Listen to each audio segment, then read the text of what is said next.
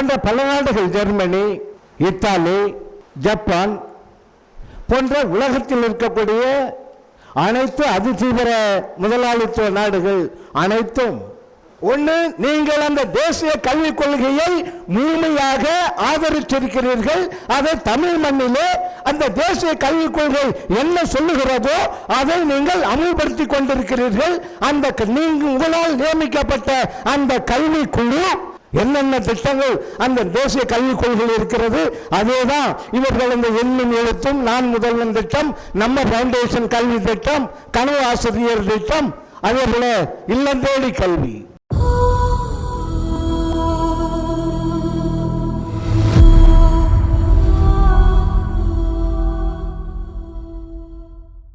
தோழர்களே, இன்று உலக நாடுகள்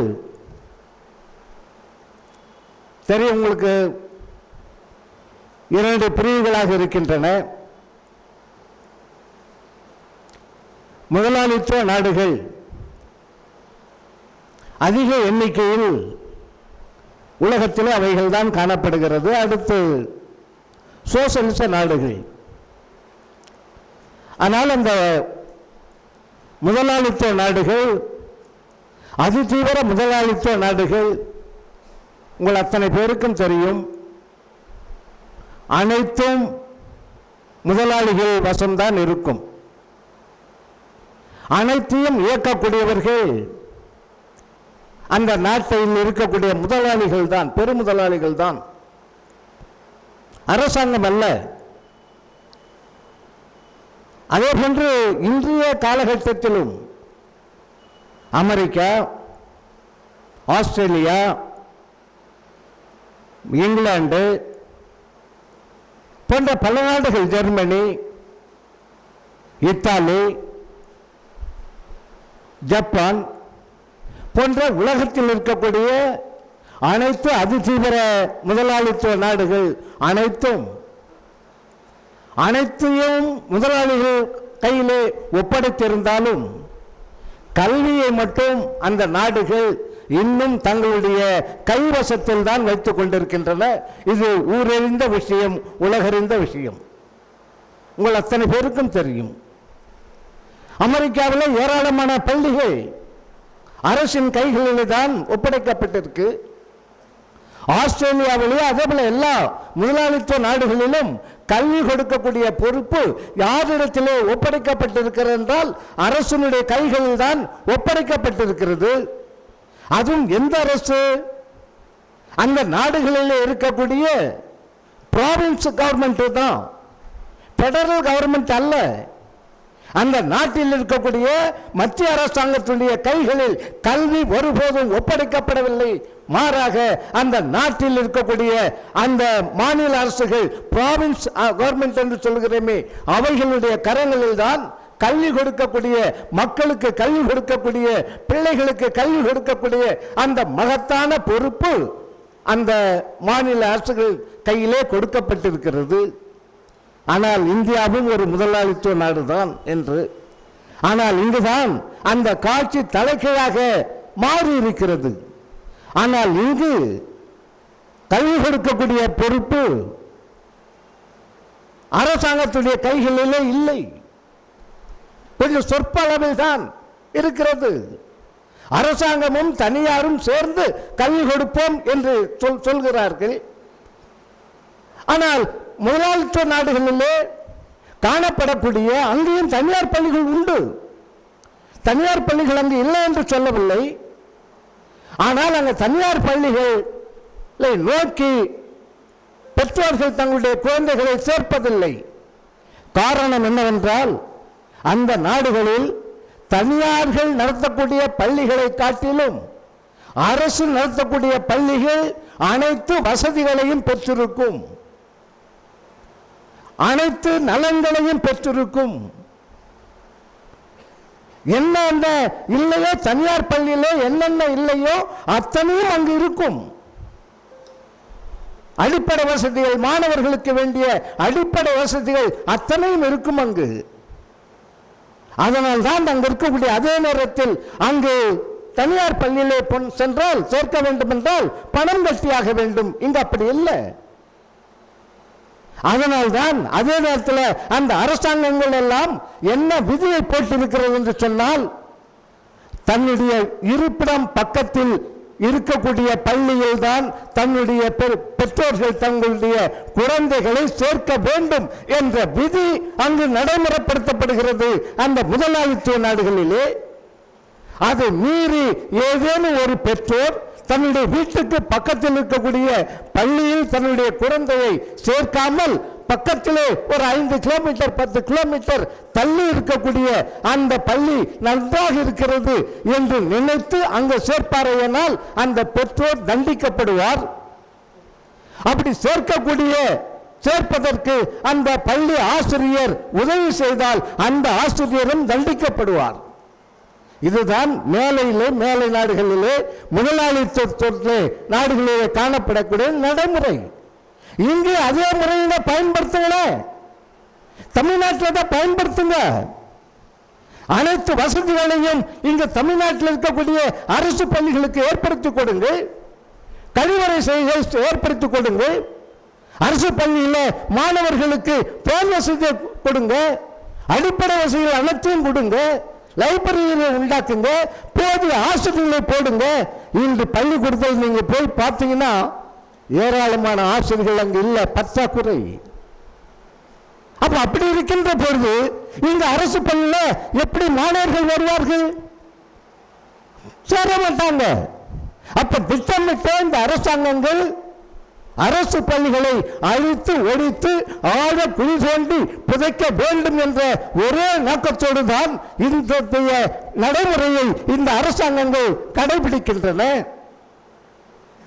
இந்த அதே சட்டத்தை இந்த போடலாம். வீட்டு பக்கத்தில் எந்த ஸ்கூல் இருக்கிறதோ, அரசு பள்ளி இருக்கிறதோ, பஞ்சாயத்து யூனியன் பள்ளி இருக்கிறதோ, அந்த பள்ளியில அந்த குழந்தையை கொண்டு போய் சேர்க்கணும். அதை மீறி சேர்த்தால் தண்டிப்பீர்கள் என்ற ஆணையை போடுங்க.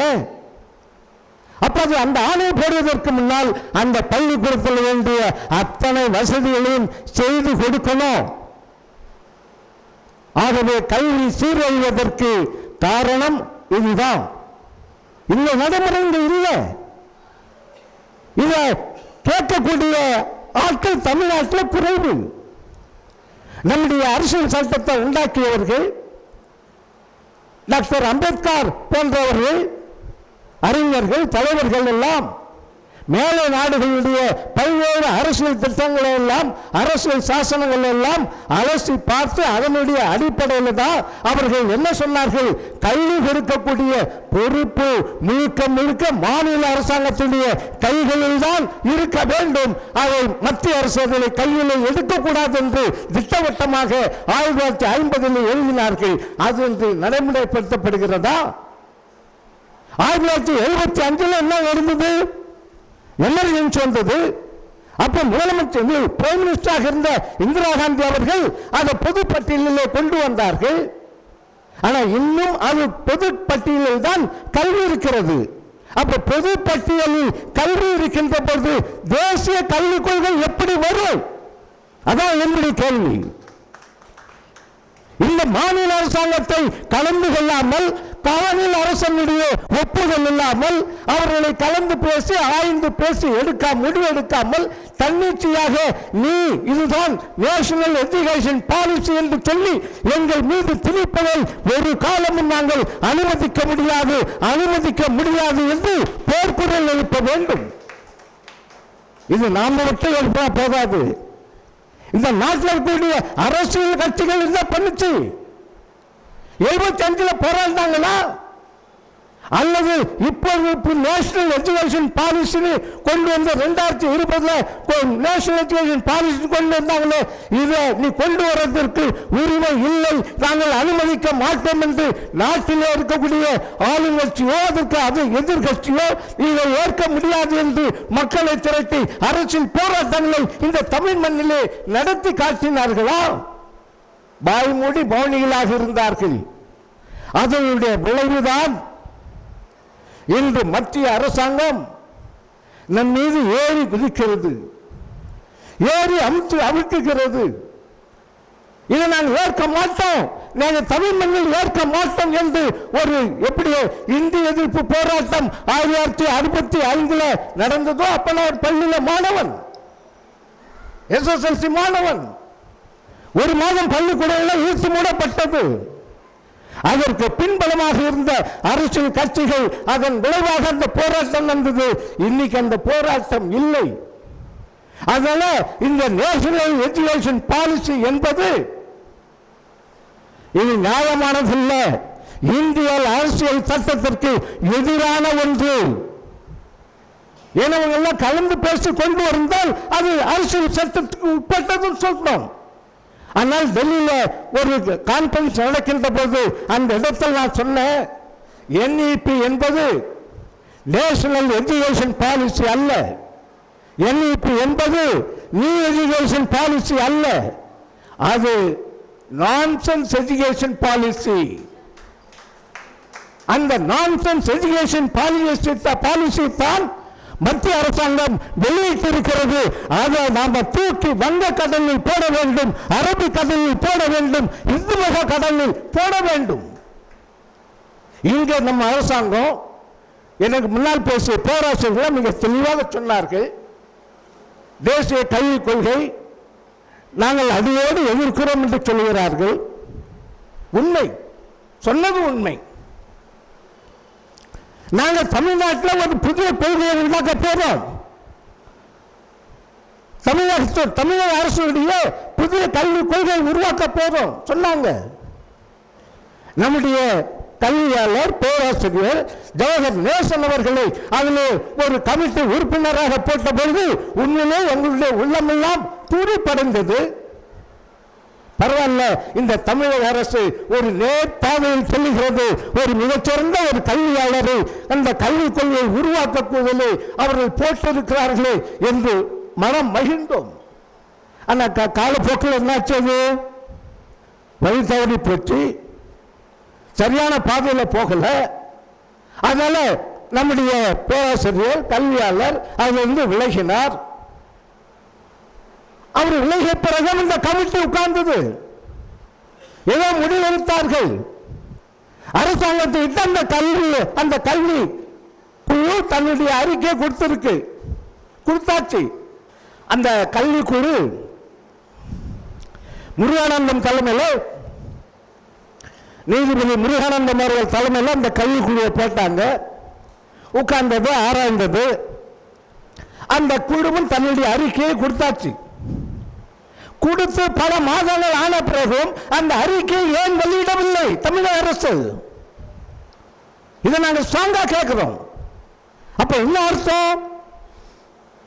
ஒன்று, நீங்கள் அந்த தேசிய கல்விக் கொள்கையை முழுமையாக ஆதரிச்சிருக்கிறீர்கள்.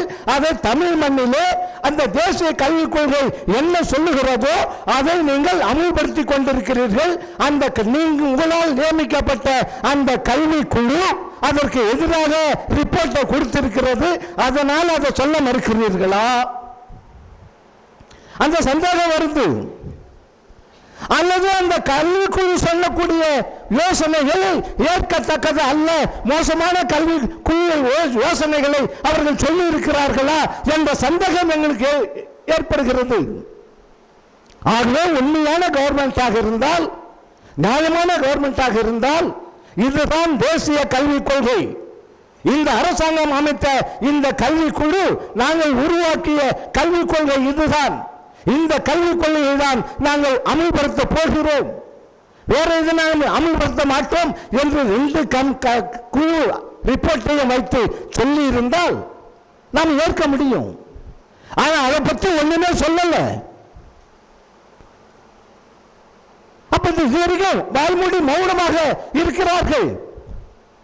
அதே நேரத்தில் அனைத்தையும் அந்த தேசிய கல்விக் கொள்கையில் சொல்லப்பட்டிருக்கக்கூடிய அனைத்தையும் அவர்கள் அமல்படுத்திக் கொண்டிருக்கிறார்கள்.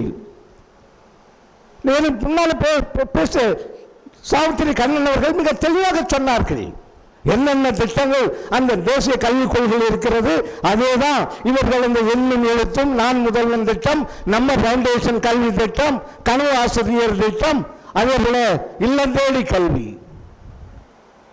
அங்க இருக்கக்கூடிய எஸ்எம்சி, ஸ்கூல் மேனேஜ்மெண்ட் கமிட்டி, அது ஒரு அம்போக்கு கமிட்டி தான்.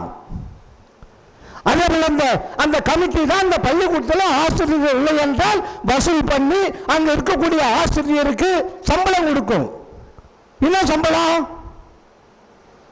கெஸ்ட் லெக்சருக்கு கொடுப்பது போல அந்த ஆசிரியர் ஒரு 60,000 70,000 சம்பளம் வாங்கக்கூடிய கொடுக்கப்பட வேண்டிய அந்த ஆசிரியருக்கு வெறுமே 10,000. நான் கேட்டா எங்க அரசாங்கத்தில் பணம் இல்லைன்னு சொல்றாங்க. ஆனா இன்னைக்கு ஏராளமான பள்ளிக்கூடத்தில் ஆசிரியர் பணியிடங்கள் காலி. பெல் அடிக்கிறதுக்கு ஆள் இல்லை. தலைமை ஆசிரியர் தான் பெல் அடிக்கிறாரு. இன்ட்ரல் பெல் அடிக்கிறது, க்ளோசிங் பெல் அடிக்கிறது தலைமை ஆசிரியர் தான். நைட் வாட்ச்மேன் கிடையாது, டே வாட்ச்மேன் கிடையாது, ஆபீஸ் அசிஸ்டன்ட் கிடையாது, ஒண்ணுமே கிடையாது. அப்பெல்லாம் நம்மள ஏமாத்திரமெல்லாம். இன்னொரு பக்கத்தில் நான் மாணவர்களை ஃபாரினுக்கு அழைச்சும்பா போறேன். இன்னைக்கும் இன்னும் கொஞ்சம் ஒரு நாள் ஒரு 140 பிள்ளைகளை ஃபாரினுக்கு அழைச்சு போறாங்களாம். கொஞ்ச நாளுக்கு முன்னால பல பிள்ளைகளை வெளிநாட்டுக்கெல்லாம் அழைச்சு போனாங்க, ஆசிரியர்களை வெளியே அழைச்சு போனாங்க. அதெல்லாம் பணம் அங்கிருந்து வருது. அப்ப சென்ட்ரல் கவர்மெண்ட்ல இருந்து பணத்தை வாங்குவதற்கு இந்த திட்டத்தை நீங்க அமல்படுத்துறீங்களா? நிதி இல்லை என்று சொல்வதை ஏற்க முடியாது. நான் அப்படி திங்க் பண்றேன். நிதி இல்லை, எல்லாத்தையும் ஹவுஸ் சோர்சிங்ல அப்பாயின்மெண்ட்லாம் போடுறீங்க. நான் சொல்றேன், நீங்க தமிழ்நாட்டில் ஒரு 30 பேர் மேல அமைச்சர் பெருமக்கள் இருக்கிறாங்க, நிதி இல்லை. அப்ப அமைச்சர் பெருமக்களை ஹவுஸ் சோர்சிங்ல போடலாமா? நிதி குறையில்ல. சீஃப் செக்ரட்டரி ஹவுஸ் சோர்சிங்ல போடலாமா? இவைகளெல்லாம் உங்களுடைய சிந்தனைக்கு வைத்து இந்த தேசிய கல்விக் கொள்கை ஆழ குழி தோண்டி புதைக்கப்பட வேண்டிய ஒன்று. தனியார் கல்வி நிறுவனங்களை செழுமைப்படுத்துவதற்கு உண்டாக்கப்பட்ட ஒரு திட்டமே ஒழிய அரசு பள்ளி மாணவர்களை அழித்தொழிப்பதற்காக கொண்டு வரப்பட்ட திட்டம்தான். இதை நாம் எதிர்க்க வேண்டும். முன்மொழி கொள்கையை நாம் வேரோடு எதிர்க்கிறோம். அதில் ஆட்சேபனை இல்லை. தமிழ்நாட்டில் இன்னைக்கு அமைச்சர், கல்வி அமைச்சர் சொல்றாரு, என்ன சொல்றாரு? இருமொழி தான் சொல்றாரு. 25 ஆண்டுகளா யாருங்க? 1967 பேரறிஞர் அண்ணா முதலமைச்சராகிறாரு. அதுல இருந்து 1967 இருந்து இன்னைக்கு வரைக்கும் கிட்டத்தட்ட ஒரு 58 ஆண்டு திராவிட கட்சிகள் தான் தமிழ்நாட்டை ஆண்டுது. இந்த 58 ஆண்டுகள்ல என்னைக்காவது ஒரு நாள் நீங்க சொல்லணும்டா தமிழ்நாட்டில் நாங்க சிபிஎஸ்இ ஸ்கூல்ல அனுமதிக்க மாட்டோம் சொன்னதுண்டா? தமிழ்நாட்டில் நாங்கள் கேந்திர வித்யாலயாவை அனுமதிக்க மாட்டோம் சொன்னதுண்டா? நாங்கள் தமிழ்நாட்டில் அது கேந்திர வித்யாலயாக இருந்தாலும் அடுத்து சிபிஎஸ்இ ஸ்கூலாக இருந்தாலும் எந்த புண்ணாக்கு மறையன் பள்ளிக்கூடத்தை நடத்தினாலும் சரி, அந்த பள்ளிக்கூடத்தில் ஃபர்ஸ்ட் லாங்குவேஜ் தமிழ் சொல்லி கொடுத்தால் மட்டுமே அனுமதிப்போம் என்று வாய் திறந்து சொன்னதுண்டா இந்த 67 ஆண்டுகள்ல? ஆனா இப்போ அப்படியே கொஞ்சம் முத்தம் தரிக்கிறார்கள் சொல்லியிருக்கிறாரு. அதை நம்ம வரவேற்கிறோம். இப்பயாவது வாய் திறந்தாரு. அது கூட ஏமாற்று வேலை தான்.